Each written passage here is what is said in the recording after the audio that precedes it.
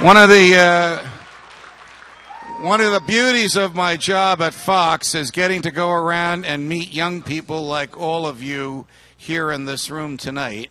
And one of the great causes for hope that resonates between all of us in this room is that you are so youthful. The youth are our greatest natural resource and our only hope for the future, because your youth, when you are running the government and when you are running industry and when you are running professions, it will be run by lovers of freedom, not lovers of power.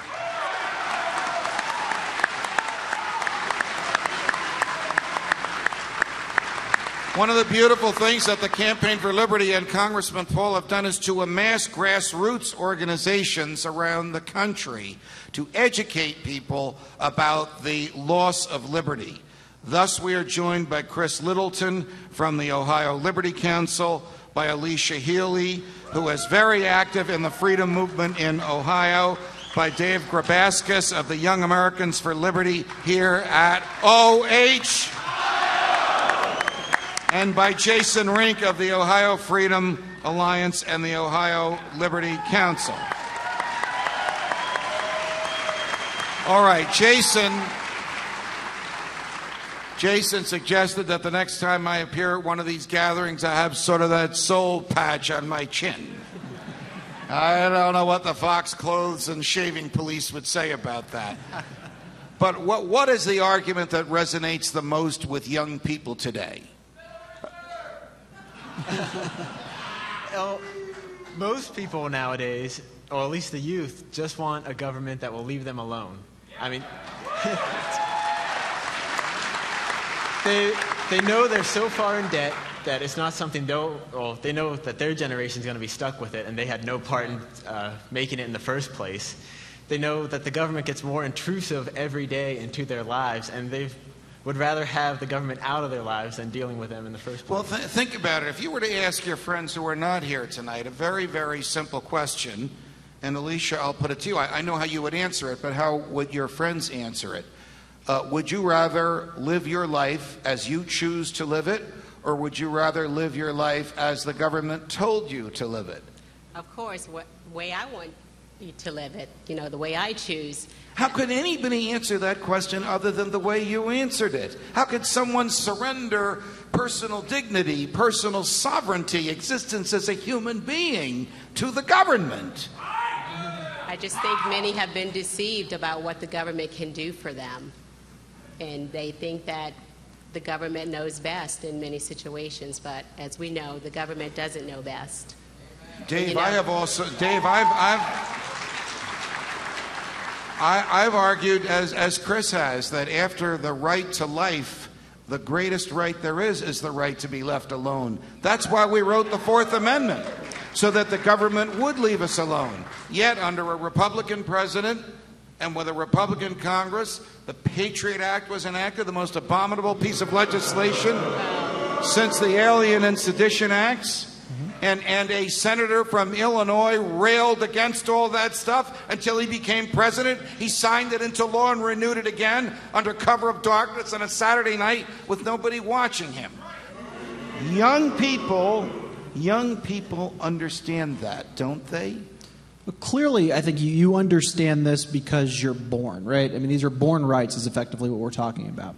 But unfortunately, what we've seen happen, and just like you said with the Republicans and Democrats, both, is that they've sort of walked into this entitlement mentality that this is okay, that we should feel entitled to a comfort in life, that we are owed certain things. And our own prosperity has sort of driven this into the culture that's out there. And once you start to believe that you're entitled to something, which unfortunately I believe significant portions of the American population believe, they're willing to sacrifice bits and pieces of their liberty in order to sort of live within that comfort level. And now we have a political body that is willing to take advantage of people and say, you know what, you're willing to give a little bit of that liberty, I'm willing to take a whole lot of it. And that's where we're at right now. What do you say to people when they say, well, I have nothing to hide. If the government came knocking on my door, I didn't do anything wrong. It wouldn't bother me if they were here. I think I would tell them that it's not worth surrendering any personal privacy for any kind of safety the government tries to provide. And the founders said, temporary, surrendering liberty for safety is foolish. You don't deserve it.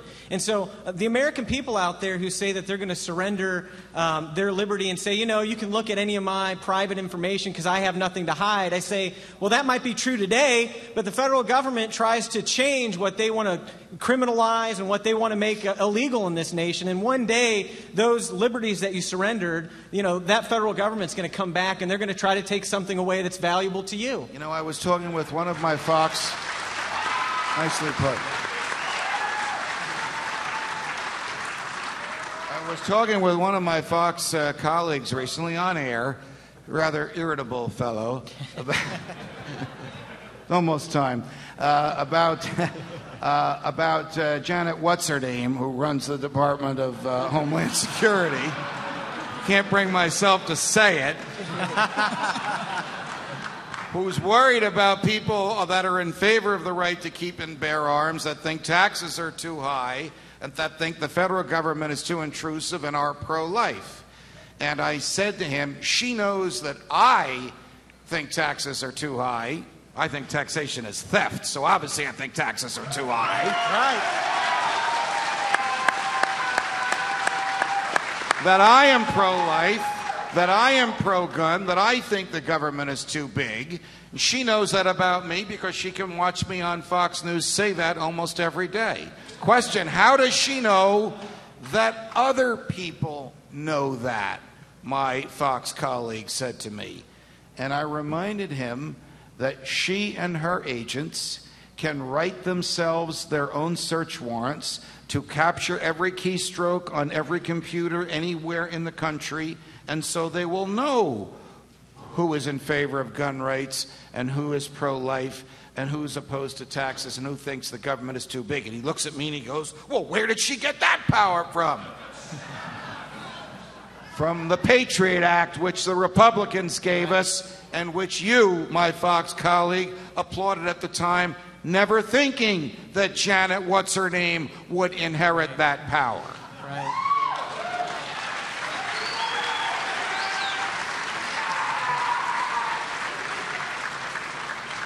Should people fear a government that could be so intrusive, Alicia, that it will know our intimate thoughts, and that it can do so without going to a judge, without getting a search warrant, and without informing us that it knows our intimate thoughts and wishes and aspirations?